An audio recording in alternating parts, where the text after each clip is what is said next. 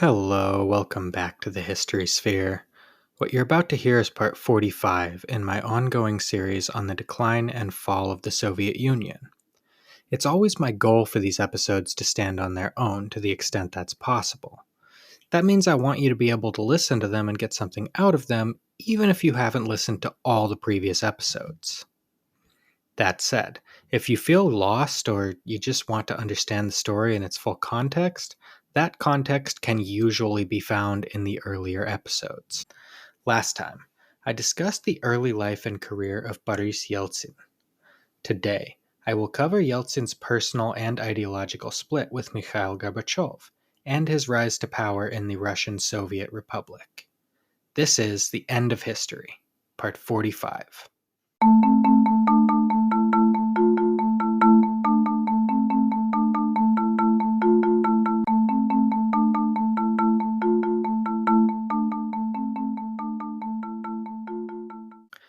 The year 2025 marks the 250th anniversary of the start of the American Revolutionary War.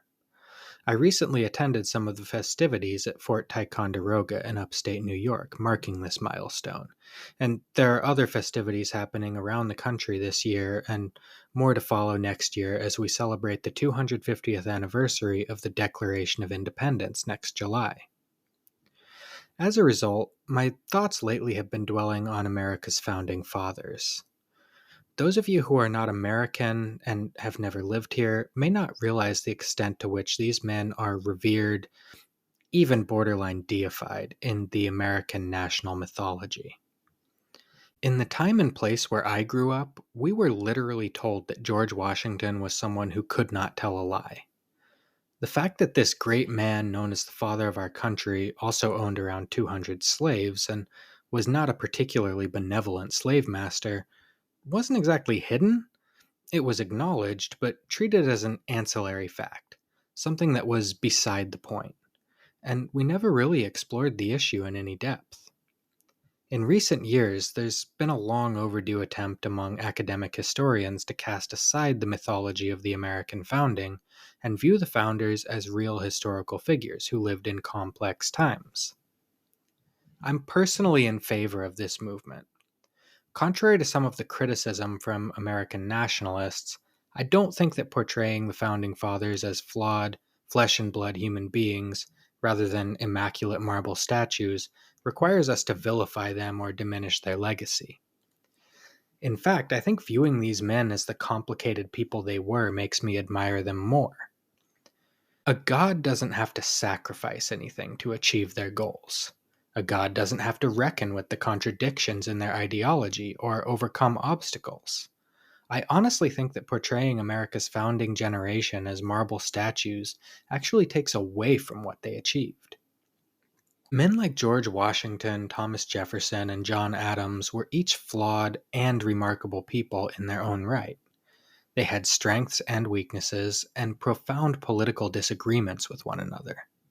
What was most remarkable about them is that rather than fall into factionalization and infighting with each other, that came later, they were able to put aside their differences and complement each other's strengths to achieve a common goal.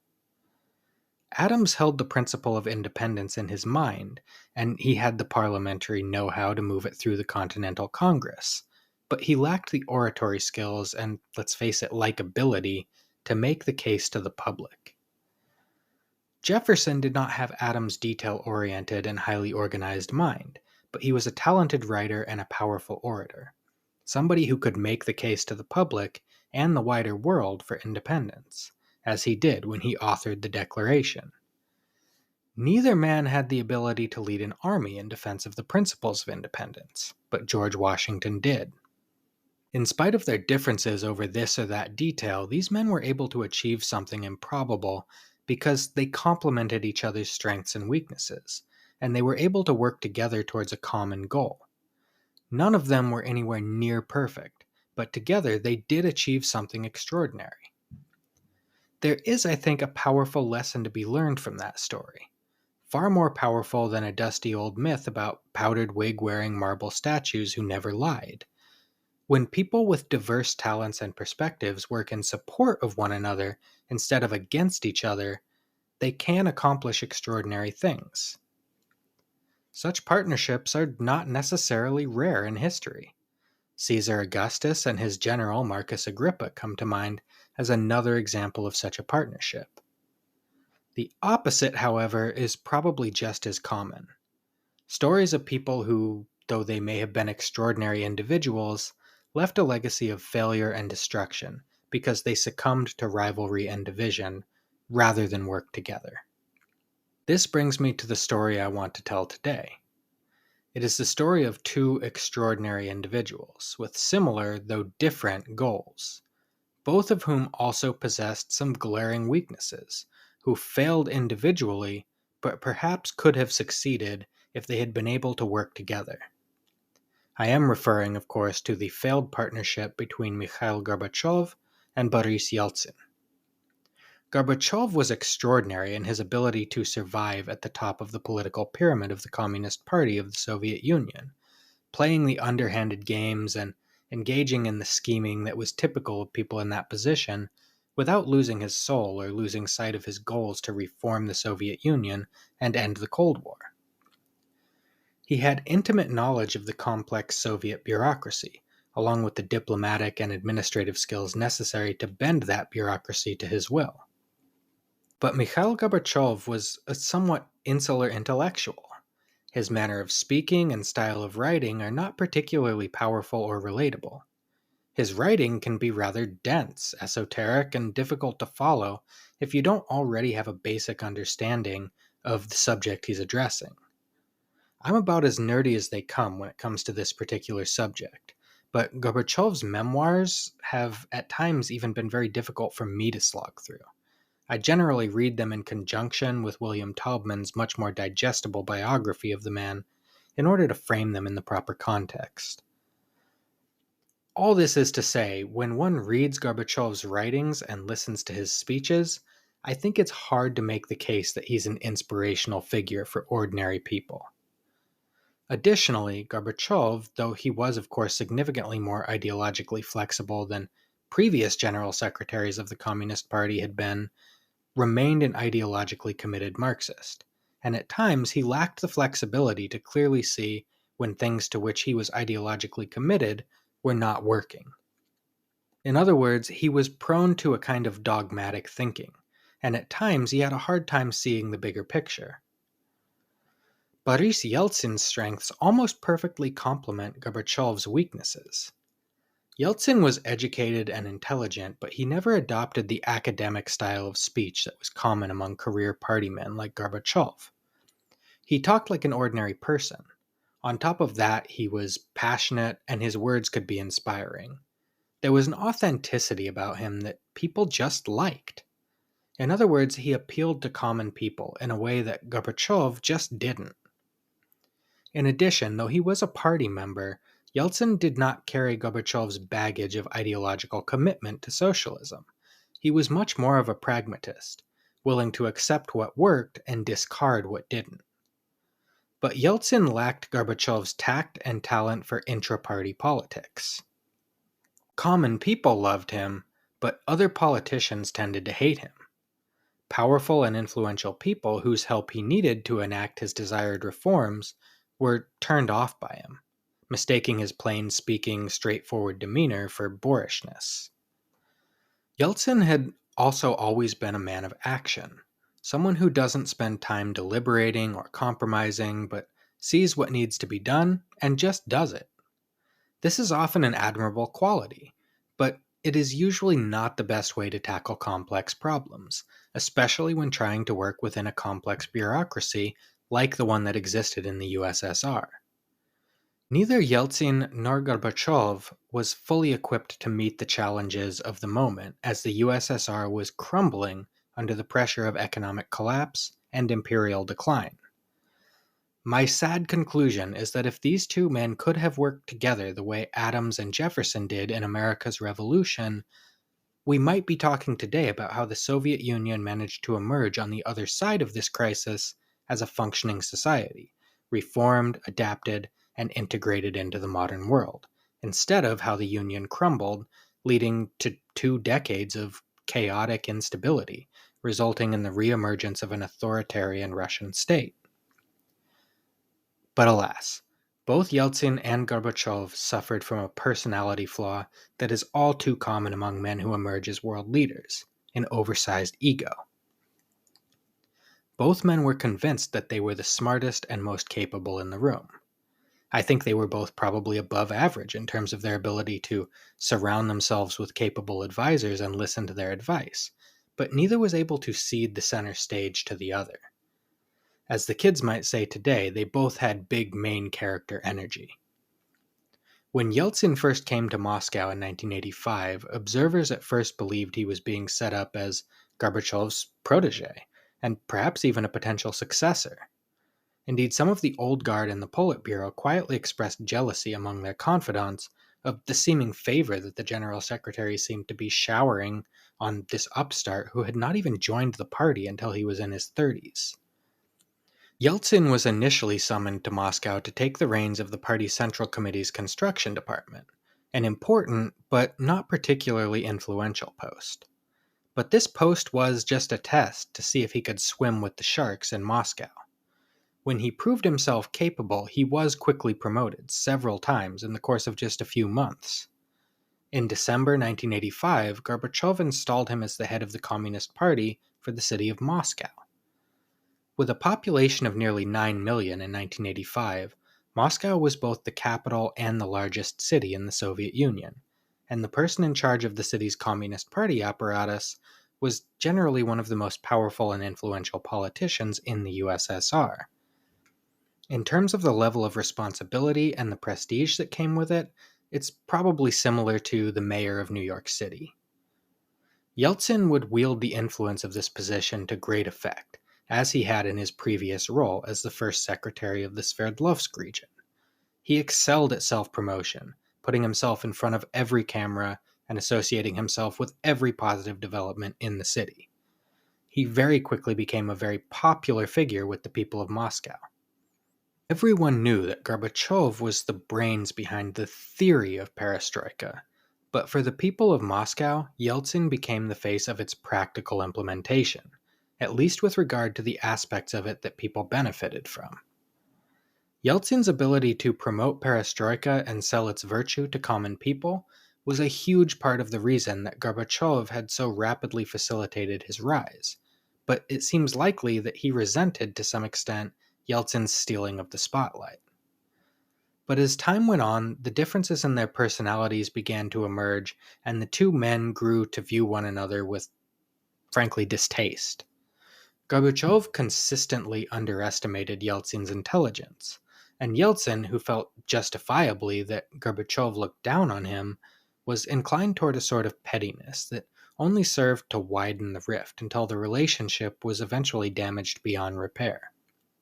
As Georgy Shakhnazarov, one of Gorbachev's closest advisors, put it, quote, "Magnanimity is not in the character of Yeltsin, and humility is not in the character of Gorbachev." End quote. Despite Gorbachev's attempts to act as a sort of patron and advance Yeltsin's party career, Yeltsin actually seems to have believed the opposite was happening. He felt slighted by the fact that he was not immediately offered a more important position in Moscow. Even when he was rapidly promoted and made a candidate member of the Politburo in February 1986, he felt slighted when other members promoted around the same time were given full voting rights on the Politburo ahead of him, ignoring the fact that those promoted ahead of him had much longer party careers before their elevation to the Politburo. For his part, Gorbachev also began to express increasing frustration with what he saw as Yeltsin's sense of entitlement, as well as his increasingly populist approach to politics.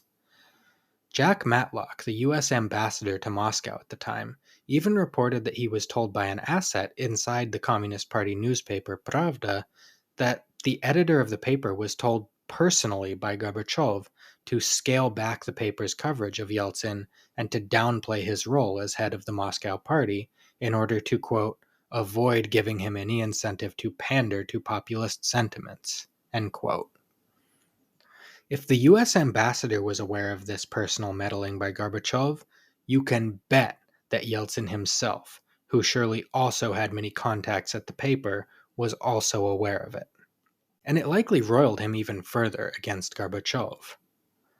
Further, it was not just Gorbachev who did not seem to like Yeltsin. Yeltsin had difficulties with many other members of the party elite. He was useful to them, but he was never really one of them. Events came to a head on September 10, 1987, during a meeting of the Politburo chaired by Yegor Ligachev. Notably, it was held while Gorbachev was on vacation. Ligachev called out Yeltsin for failing to restrict two recent unsanctioned demonstrations in Moscow. Ligachev reprimanded Yeltsin and even proposed that a commission be set up to investigate Yeltsin's alleged failure to execute his duties as Moscow party leader. This commission was a clear sign in the underhanded, between-the-lines language of Soviet bureaucrats that Ligachev intended to see Yeltsin formally punished and publicly embarrassed. In response, Yeltsin sent a private letter to Gorbachev, expressing his frustration with the slow pace of reform in Perestroika and with the actions of his colleagues on the Politburo. Ultimately, he offered his resignation from the Politburo. Gorbachev was reportedly shocked by the contents of Yeltsin's letter. Nobody had ever voluntarily resigned from the Politburo, and as much as their relationship had soured by this point, Yeltsin was still a useful ally to Gorbachev. He called Yeltsin on the phone after reading the letter and urged him to reconsider. He even offered to meet with Yeltsin one-on-one to address his concerns. However, this promise of a one-on-one meeting became yet another source of controversy and tension between the two men.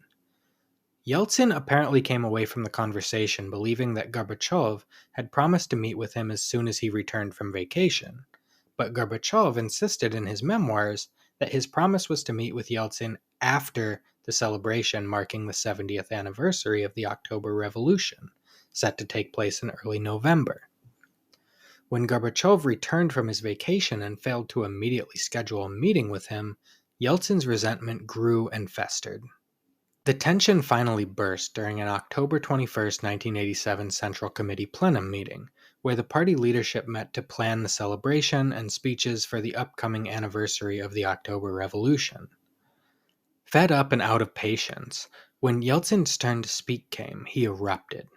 He denounced the timidity of Perestroika, accusing the party leaders of refusing to reckon with the truth of Stalinism and the Soviet Union's authoritarian past, much less the lingering authoritarian nature of their government. He expressed his dismay with the half-hearted nature of the reforms and decried that the people were losing interest and needed to be able to participate in a genuine democracy. He also openly, personally, attacked Ligachev and other party leaders, and accused them of centering a Stalin-like cult of personality around Gorbachev. It was this last point that likely signaled the final end of his alliance with Gorbachev. One of Gorbachev's aides, Valery Boldin, who was present at this meeting, later wrote that Gorbachev's face turned, quote, purple with rage, end quote. Gorbachev's later behavior General Secretary signaled that he actually very likely agreed with Yeltsin's first 2 points. But the personal attack on him and on other members of the party leadership was just a bridge too far for Gorbachev. I'm reminded of a line uttered by Benjamin Franklin's character in the 2008 HBO series John Adams, which is excellent, by the way. I don't think Franklin ever really said it, but it sounds like something he might have said.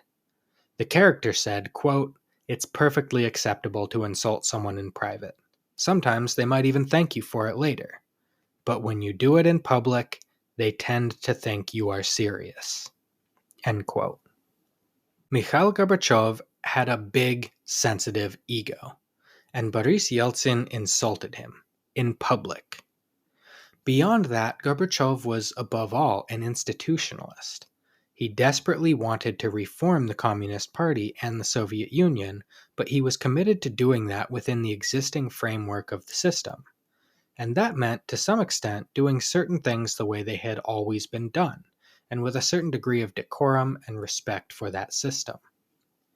It's really not too different from some of the debates we've been having in the US, and I think in the West more broadly in recent years. When we believe a system to be broken or not working to the benefit of society, to what extent are we obligated to work within the framework of that very system to reform it? Gorbachev wanted to reform the existing system without crossing the procedural boundaries that defined it. Yeltsin, on the other hand, didn't mind breaking some stuff if it got him where he wanted to go. In addition, as I have mentioned before in previous episodes, Gorbachev never really let go of his dedication to communism. Both he and Yeltsin believed in democracy, but Gorbachev wanted to move carefully to ensure that his democracy was a socialist democracy that did not abandon what he believed were the ideals of Lenin. Yeltsin, as his subsequent actions would reveal, increasingly did not care for Lenin or his ideals, if he ever really had in the first place. After Yeltsin insulted both the Soviet system and Gorbachev personally in a public meeting of the Central Committee, rather than in a closed-door meeting of the Politburo where such statements may have been more easily forgiven, the split between them was irreparable. Within days, news of Yeltsin's attack on Gorbachev and the Soviet sluggishness of Perestroika began to leak to the wider world. The reforms of Glasnost were well underway by this point, and both Soviet and foreign press operated with an unprecedented degree of freedom and were given unprecedented access to Soviet officials.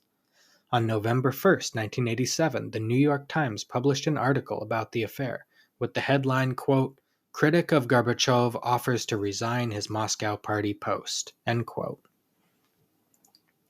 This is the first time that I'm aware of that Yeltsin was described as a critic of Gorbachev. Up to this point, the two men, despite their differences behind closed doors, had been regarded in public as close allies. Going forward, it would become an increasingly common description of their relationship. The old samizdat machine of underground self-publishing was still going strong even in the high glasnost era, and even though the transcript of Yeltsin's speech was not made public, pretty soon, samizdat publications began to circulate fake versions of the speech to ordinary citizens. These fake samizdat versions of the speech turned Yeltsin into an icon of rebellion and allowed people to project onto him whatever anti-establishment beliefs they wanted him to have. Anybody who was dissatisfied with the system, for whom the reforms of Perestroika did not go far enough, or who was suffering from the results of the deteriorating economic situation, now had a symbol of resistance in whom they could place their faith. The party broadly denounced Yeltsin in the familiar language of party discipline, reminiscent of a Stalinist show trial. Yeltsin is said to have sunk into a deep depression over what he perceived to be the end of his political career. According to some sources, he attempted to commit suicide on November 9, 1987, though Yeltsin and those close to him always denied this rumor. On November 11th, he was formally removed from his leadership of the Moscow City Communist Party and relegated to an unimportant face-saving role within the party construction bureaucracy. By May 1988, he had recovered from his initial bout of depression and come to the realization that Glasnost had changed the game. Intra-party politics was no longer the only way to success in Soviet politics. It was now possible to appeal directly to the people. He began making the rounds in Russian and foreign media, becoming a favorite interview subject for the BBC as a powerful example of growing opposition in Russia. Gorbachev and his allies attempted to shut him out of a speaking role at the 19th Congress of the Soviet Communist Party in July 1988 by ensuring he could not be elected as a delegate from either Moscow or Sverdlovsk. But through making alliances with like-minded party members in the region of Karelia, he managed to secure election as a delegate from that region, and Gorbachev was forced to grant him a 15-minute speech on the final day of the Congress. Unlike his October 1987 speech to the Central Committee, which by most accounts was improvised and impulsive, his speech at the 19th Party Congress was clearly well-rehearsed and calculated for political effect. He did not attack Gorbachev, Ligachev, or his other opponents within the party, at least not directly. Instead, he associated himself with the victims of past purges, calling for political rehabilitation and urging the party to adopt a more pluralistic approach and be tolerant of varying opinions. It was not a fiery populist speech by any stretch of the imagination, but it hit points that party members and the wider public broadly agreed with in 1988. The fact that the speeches following his, made by party loyalists who had assumed his speech would be much more controversial, ruthlessly attacked him, backfired, making the establishment of the party appear even worse by comparison. Yeltsin was able to use his boost in popularity to launch a successful campaign for election to the newly minted Congress of People's Deputies in March 1989. Though he was widely understood to stand in opposition to communism by this point, he retained his membership in the party. In my opinion, largely because, although non-communists were allowed to run for and be elected to the Congress of People's Deputies, the electoral rules were skewed in favor of the communists. Yeltsin was elected as a communist deputy from Moscow, and was subsequently elected by the Congress of People's Deputies to a seat in the Supreme Soviet of the USSR. In July 1989, Yeltsin, along with several other deputies, including the Nobel Prize-winning physicist and human rights activist Andrei Sakharov, formed the Interregional Group of Deputies, a group that, though they still professed membership in the party and belief in the ideals of communism, became, for all intents and purposes, an opposition party, the first of its kind in the USSR. They pushed for an end to the, quote, leading role of the Communist Party in the Soviet Constitution, essentially advocating for other parties not just to have a voice in Soviet society, but the opportunity to lead it. The interregional group initially had little success achieving their objectives as a minority faction in the Supreme Soviet of the USSR. So rather than exhaust their efforts at the union level, they chose to campaign heavily for election at the republic and local levels, as in March 1990 each republic held elections for its own Congress of People's Deputies. Yeltsin, probably sensing that the political unity of the USSR was fracturing, and also seeing the chance for greater success, at this point abandoned union-level politics, and chose to stand for election to the Congress of People's Deputies of the Russian Soviet Federative Socialist Republic. This time he stood for election in his home region of Sverdlovsk. He won a resounding victory with 72% of the vote. He was subsequently elected by the Congress to the Supreme Soviet of the Russian Republic. The constitutional reforms of 1988-89 did not abolish the Supreme Soviet of the Union, or any of the Republic-level Supreme Soviets. Instead, the democratically elected delegates to the much larger Congress of People's Deputies would indirectly elect delegates to the much smaller Supreme Soviet, which was responsible for government whenever the full Congress was not in session, which was most of the time. This is how it worked at the all-union level, as well as in each republic of the USSR, including, critically for our purposes today, Russia. Once elected as a delegate to the Supreme Soviet of the Russian Republic, in a somewhat stunning move, Yeltsin decided to stand for election as the chairman of the Supreme Soviet, essentially the prime minister, which would make him the supreme executive authority within the government of the Russian Soviet Republic. Gorbachev intervened and campaigned for one of Yeltsin's opponents, Ivan Polozkov, a party secretary from Krasnodar. Gorbachev even reached out personally to several dozen deputies to try and urge them not to select Yeltsin. And it almost worked. After 3 rounds of voting, Yeltsin secured the narrowest victory of his political career, barely meeting the 50% threshold necessary for election, but meeting it nonetheless. He assumed his new role as chairman of the Supreme Soviet of the Russian Republic on May 29, 1990. But Yeltsin did not stop there. Once in this position of power, he sought to secure his position by separating the center of political power in the Russian Republic from the Communist Party of the Soviet Union, which was still run by Gorbachev, who Yeltsin, rightly, likely believed would seek to undermine him both personally and politically at every turn.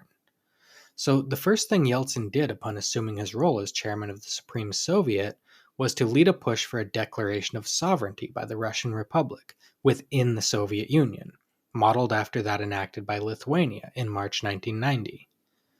Like the declaration in Lithuania, The Russian declaration declared an intention to remain part of the USSR, but elevated the laws of Russia to a position of supremacy over the laws of the Soviet Union. Those listeners of mine who are American or are familiar with the American constitutional system are probably familiar with the US Constitution's Supremacy Clause. It essentially states that states in the US have sovereignty and exercise all the powers not delegated by the Constitution to the federal government.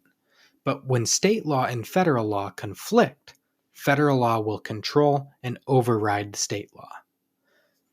These declarations of sovereignty by constituent republics of the Soviet Union in the early 1990s essentially did the opposite. These republic-level governments were now claiming power to essentially override any Soviet law by passing one of their own to conflict with it. While Gorbachev and the Communist Party never recognized the legitimacy of these declarations, they lacked the political will or logistical capability to assert the supremacy of Soviet law against the will of the republics. You don't need to be an expert on the Soviet political system to understand the consequences of a situation like this for the future of the Union. Boris Yeltsin formally signed the Declaration of Russia's Sovereignty on June 12, 1990. Exactly 1 month later, on July 12, 1990, in a particularly shocking move, a sign of the completion of his political awakening and shift from reformer to revolutionary, Yeltsin formally resigned his membership in the Communist Party of the Soviet Union. This break probably didn't surprise anyone who had been tracking Yeltsin's ideological progression over the preceding several years. It's arguable whether Yeltsin ever truly believed in communism, but even granting that he at one point did, it was clear by 1990 that his faith in the Soviet system was at the very least severely shaken. You probably can't really pinpoint the exact moment that Yeltsin abandoned socialism and embraced capitalism, but often cited in his various biographies is his first official visit to the United States as chairman of the Russian Supreme Soviet in September 1989. After touring a grocery store in Houston, Texas, and seeing the abundance common to everyday Americans, in stark contrast to the shortages plaguing Soviet grocery stores at the time, Yeltsin is said to have been stunned. He sat for a long while in silence with his head in his hands. When he eventually spoke, he reportedly uttered a powerful question, quote, "What have we been doing to our poor people?" End quote. His final break with the communists and Russian sovereignty achieved, Yeltsin now set about reforming the constitutional system of the Russian Republic entirely. The Sovereignty Declaration had also called for a separation of powers in Russian politics, including a supreme executive authority that was independent of the Supreme Soviet.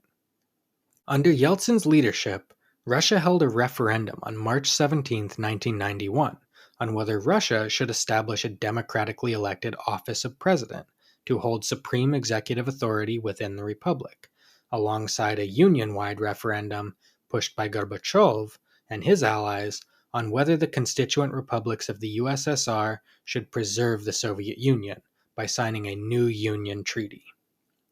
Both referendums passed overwhelmingly. Yeltsin's passed in Russia with about 71% of the vote, and Gorbachev's passed union-wide with roughly 80% of the vote, though several republics in the Baltic and the Caucasus boycotted the vote. The cumulative result of these two referendums showed that the vast majority of Russians favored Yeltsin's moves towards sovereignty, but also favored preserving the Soviet Union. Outright independence was already being debated and declared in some of the republics on the periphery of the Soviet Union, but in Russia, it was not yet something most people seriously considered. Yeltsin ran for president as an independent against the Communist Party candidate, the fierce Gorbachev loyalist Nikolai Ryzhkov. Gorbachev publicly expressed neutrality and did not endorse a candidate, but behind closed doors, he put the weight and resources of the Communist Party, including the state-controlled media, behind Ryzhkov's candidacy. He also persuaded multiple other independent candidates to throw their hat in the ring, hoping to water down Yeltsin's votes and prevent him from getting the 50% plus one of the vote necessary to secure victory in the first round, thereby forcing a head-to-head runoff with Ryzhkov. These efforts failed.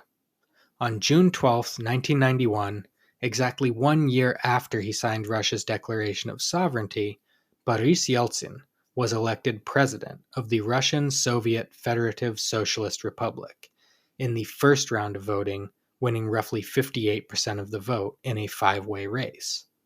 Ryzhkov, the next highest vote getter, managed to secure just over 17%. For the first time since 1917, a non-communist held the reins of political power in Russia, and the hardline communists, who secretly opposed Gorbachev, put on their coup-plotting caps. That's everything for today. Thank you so much for listening. As always, a very special thank you to my patrons who support the show with monthly donations on Patreon. If you appreciate the show and you want to support us, you can become a patron at patreon.com/historyspherepodcast. If you can't afford to become a patron right now, okay, times are hard, I get that. You can also support the show by giving it a 5-star rating on your podcast platform of choice, subscribing, and by telling your friends about us. If you're listening on Spotify, you can leave a comment directly on the episode, and I encourage you to do just that. Ask a question, correct a mistake, I do occasionally make them, or just tell me what you thought of the episode. More engagement helps to promote the show in the algorithm and introduce it to new listeners, so all of your input is greatly appreciated. Links to the Patreon, the show's social media pages, and all my streaming platforms can be found on the show's website at www.thehistorysphere.com. On that website, you will also find a list of my sources for this episode. That website again is www.thehistorysphere.com. Next time on The History Sphere, I will divert my narrative to the republics of the South Caucasus and begin my narrative of their drift toward independence. Thank you so much for listening. Have a wonderful day.